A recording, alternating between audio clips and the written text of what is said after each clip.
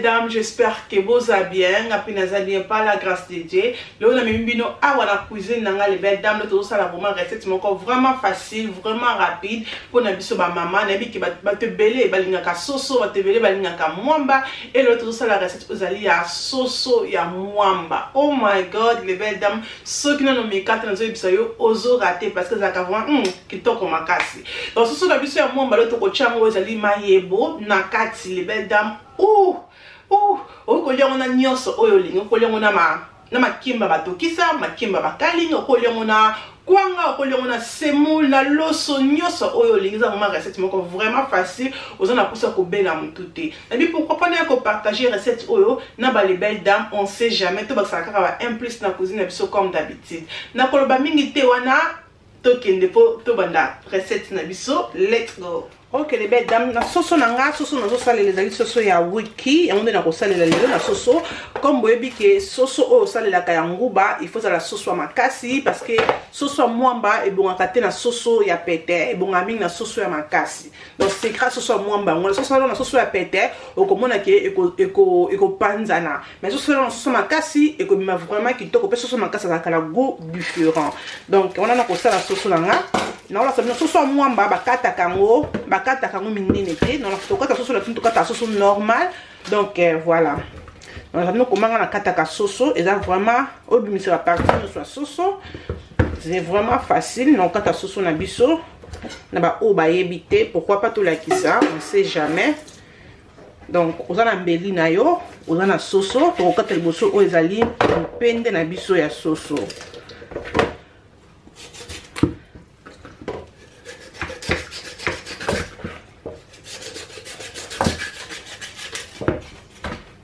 Pende na biso et bimi biso boye okoki kotika yango comme ça okoki kodiviser mais ngai na kodiviser yango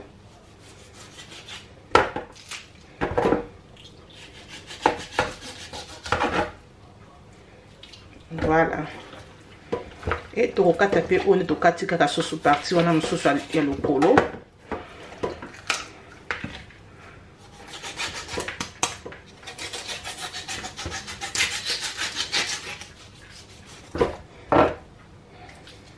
Et to diviser aussi parce que soso mon beaucoup katano minene mais et bon la kata soso non vraiment ba kata soso so katano minene je sais pas mais moi je préfère que on kata comme ça comme nazo la sabino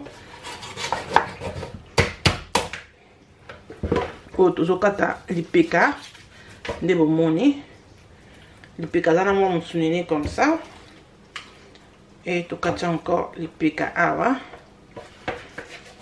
C'est vraiment simple pour kata soso non.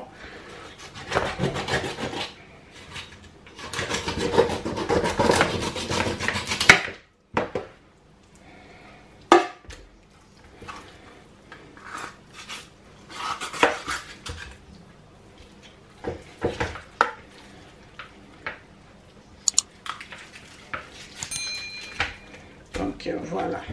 Oeza mafuta. Donc longola mafuta nanga soko linga kautiki mais moi je préfère ya kolongola ba oya songe onyo soyo kwa ba misisa il faut kolongola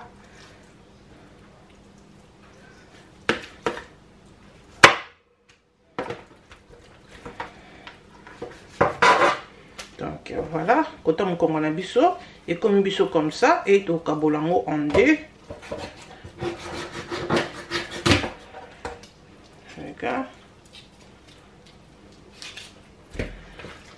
Et kobo sanate kolongola eloko na biso oya salite je na lia soso mutalamba eloko ezala donc ça vraiment rare faut kolongola toujours eloko na biso oya salite et ba misisa ezala na se o pesa la kitoko te donc longolango pona soso non ebima kitoko na sani tant ozolia biloko za propre ba misuku balongola même eloko mais tellement que na linga ngo libel dame na longola ngo te donc on kabulango onde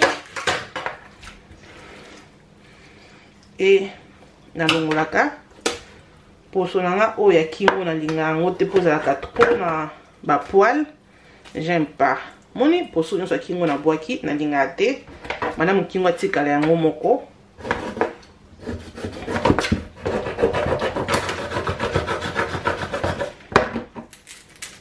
et na longoli kingo na nzoto. Voilà, koki kotika kingo na nzoto soko lingi eza na problème. C'est qui vraiment facile au kata soso na biso, n'est-ce pas? C'est qui vraiment facile soso na biso yango ekatani. Siko to sokola soso.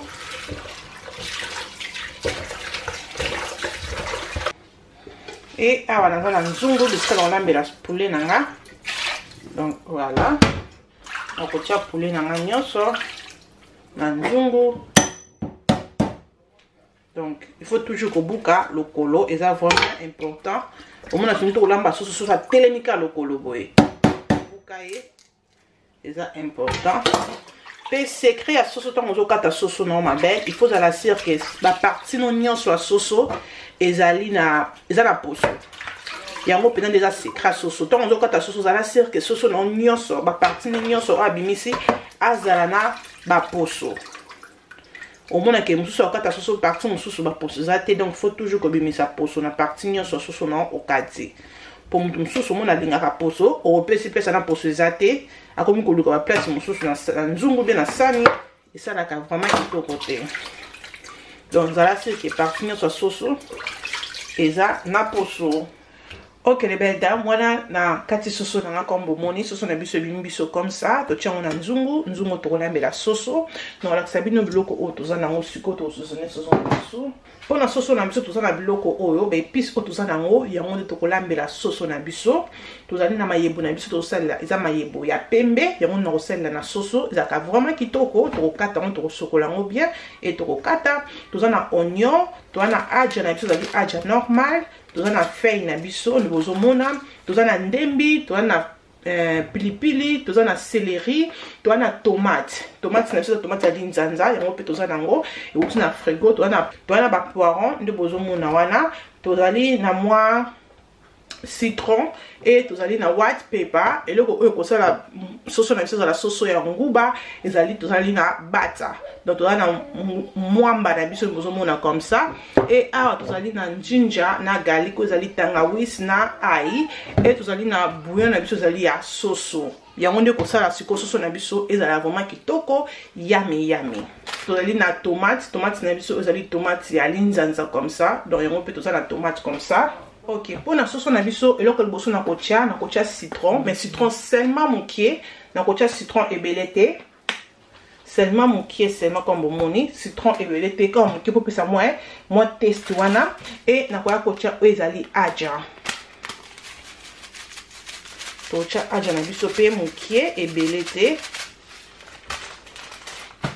Et na kotia eza defei nanga likasa na biso solo. Et na koya kocha oza tangawis na garlic na ai mélangé. Ce qu'on a na tangawis na ai mélangé te koki konika na yo eza na problème te. Voilà. Et na koya kocha ezali white pepper.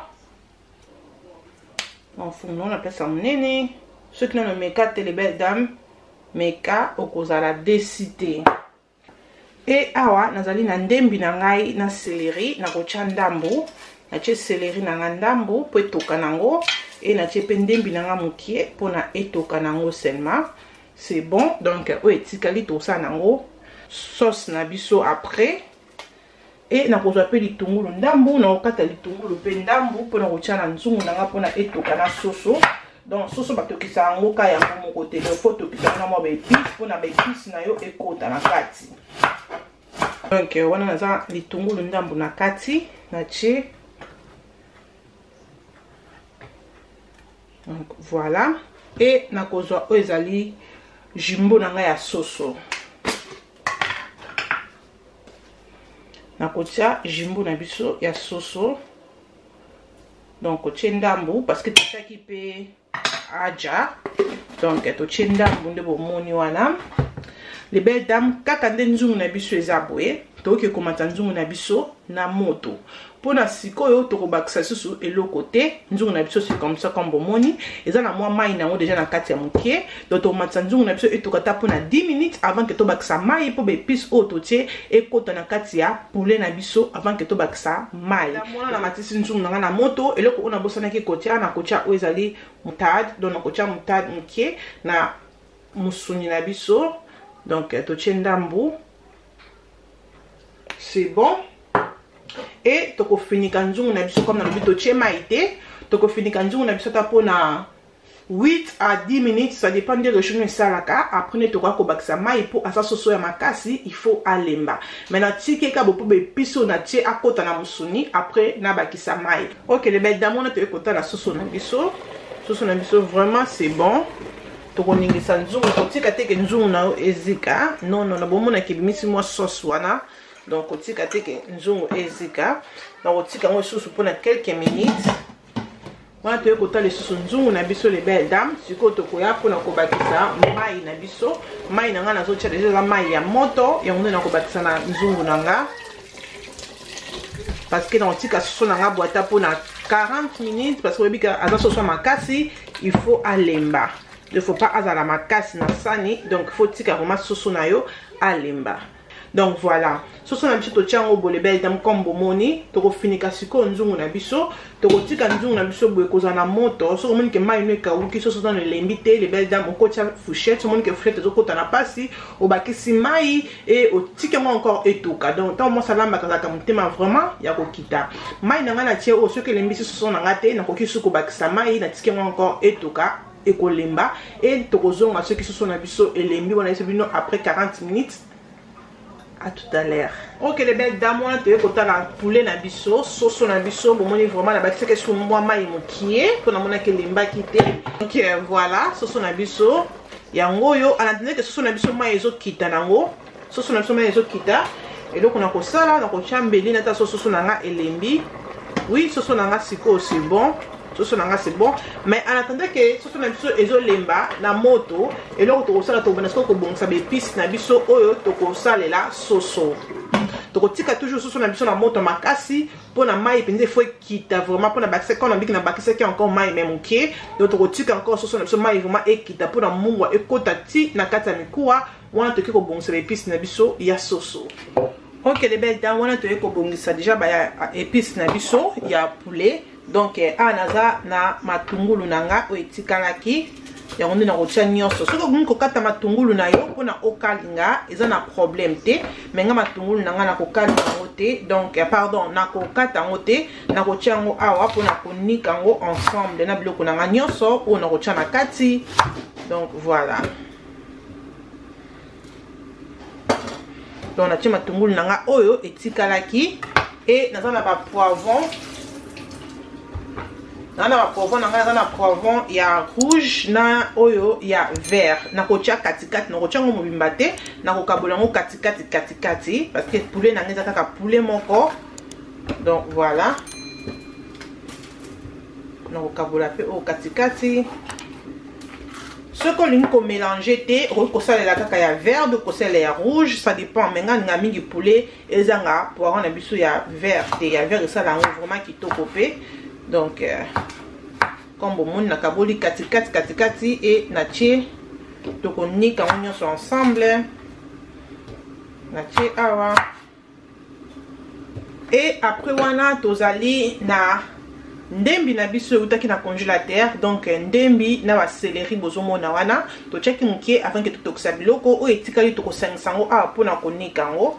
Comme na lobi ko yuko kalinga ngo ka bu katikati kalingi, mais moi je préfère le kola soso mwamba na nikango. Donc voilà, bloco autoché bonakati toke ko mélanger bloco autoché et awa naza na tomate nanga o naza nango eza tomate ya linzanza. Donc na fungoli déjà oyo parce que na fungola na salela ki. Donc za tomate nanga ya linzanza comme bozomona wana yango nde na ko salela na ko zwa kaka tomate nanga pe na ko kotisa ngo awa na molnette nanga parce nazo ke ko mélanger ba bloco nanga e. Donc na cette quantité oyo na lingi donc on a moni ki ko kokala biloko nanga oyo nazo lamba et oyo etikali comme boyebi ke boye kotika biloko boye na linzanza ezaka vraiment mabe maladie ebele comme toyebi biso nyonso eloko nga na sala kana zwa kango na tiango comme ça et na tiango na frigo pour na ko utiliser encore na recette mususu. OK les belles dames, a toyebi soso na biso eza bomoni ke mai sikoyo ikiti comparé à ndenge ezalaki toningisi nzungu zala sirki nzungu na yo biloko na yo ezika te eloko na kosala sikoyo na komeka mungwa nanga Mungwalanga vraiment c'est bon pour la sikoyo, c'est bon, rien à dire. Donc là on a senti vraiment que goût et côté tinakati, donc rien à dire. Et là on a ressenti la sikoyo na kozwa kikalungu pour to kalinga poulet na biso.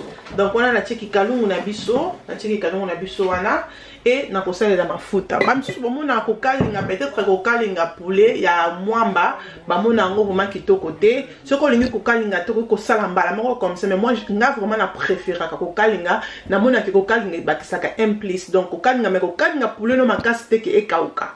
Ko kausa poulet no makasi te mais kalinga ngo moins et ça la bien parce que ça poulet ya mwamba ekauka makasi te. Donc na ko cha mafuta nanga na kikalungu.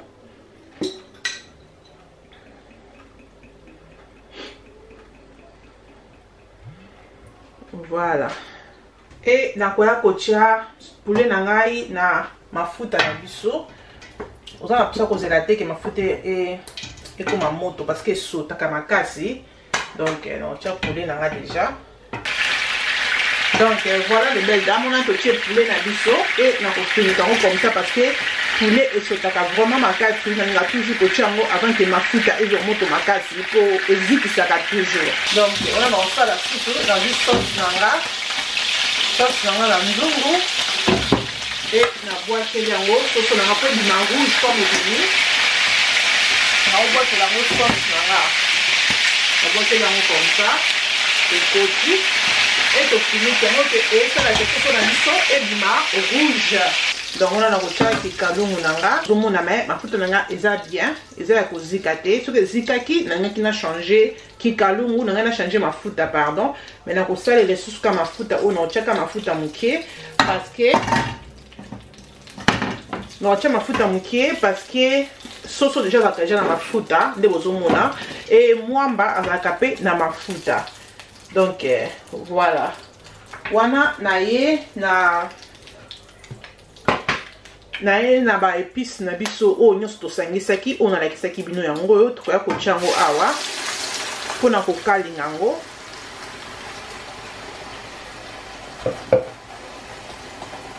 C'est vraiment facile recette moko vraiment facile olambi okolia bien osepeli. Et eloko o nakoya kobakisa ezali tomate nanga purée yango nde nakoya kobakisa.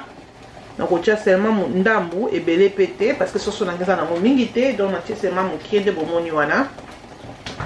Donc on mélanger.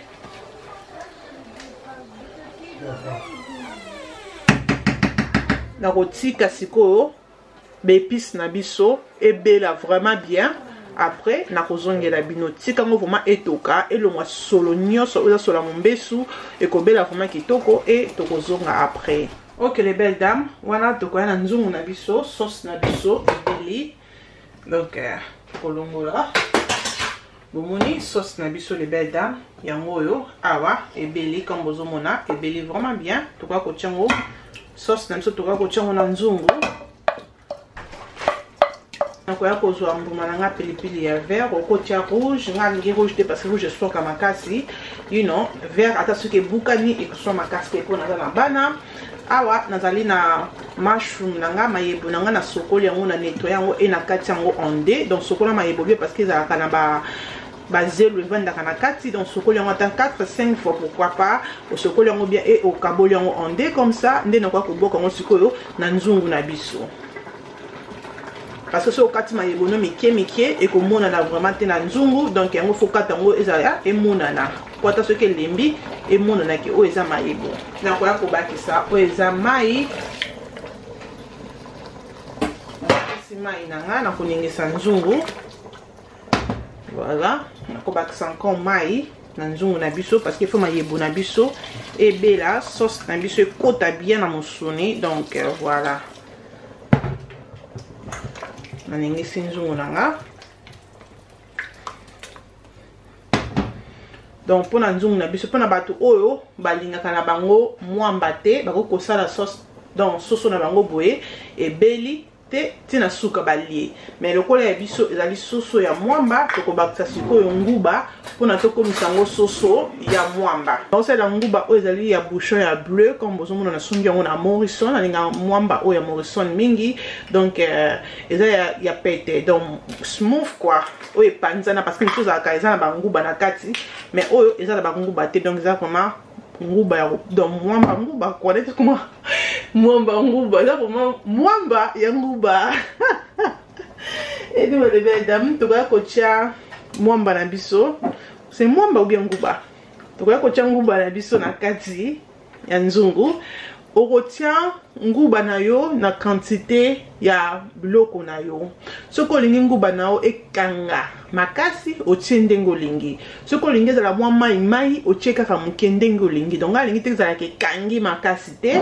donc naobakisa kaka mokie donc mpona nga quantité oyo natie boye ekoki donc mais soko olingi obakisa eza nango na problème te donc totie comme ça comme bomoni et nakoya kobakisa moutarde mokie seulement et nakoya kobakisa pe oyo ezali ail nanga ya poussière yango nde nakoya kotia ail nanga poussière mokie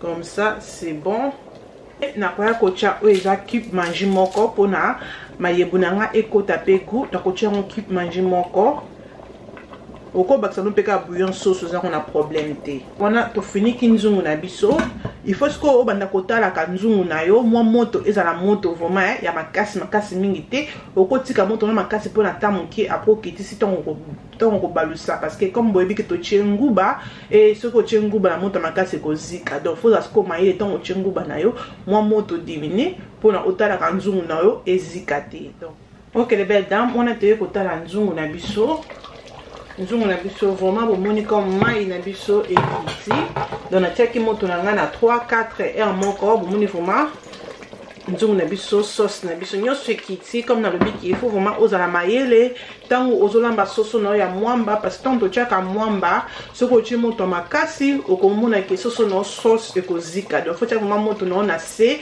e moko 3-4 otalaka nzungu na yo moko pe binde nzungu na esalaka kopona nzungu oyo akozikisa biloko te parce que soki mwamba eziki ezalaka susu kitoko te na monoko pe na solo you know même na sani donc biloko na nga ebeli comme bomoni wana que les belles dames biloko na biso yango yo comme bomoni poulet na biso ya mwamba nde bomoni to tiango ba mushroom donc mayebwa pembe c'est vraiment bon na makemba ko koliango na eloko nyonso yo olingi donc ça qui vraiment recette encore vraiment facile vraiment kitoko vraiment yami bozomona ke biloko na biso eleki mafuta te bozomona vraiment ke mwambe kangami te ke comme ça peut liboki ndenge nini te bozomona vraiment ke eza vraiment nice na sani yami meka recette oyo les belles dames meka recette oyo okotikelanga commentaire na se ya vidéo mais quand vraiment okozala décider ça vraiment recette moko vraiment facile j'espère que recette oyo batiseli bino ba implice na cuisine na bino et j'espère que bo aimer recette na biso oyo ce communique recette oyo les belles dames et c'est délicieux kobosana te kozala abonné na la rocho pe kobosana te ko aimer vidéo nanga ekosalanga bien makasi kobosana te ko partager vidéo pe na baninga ekosala bien mingi nzambe azala na biso nzambe abomba biso wana tokutani mukolo mususu tina te ekominatina bye.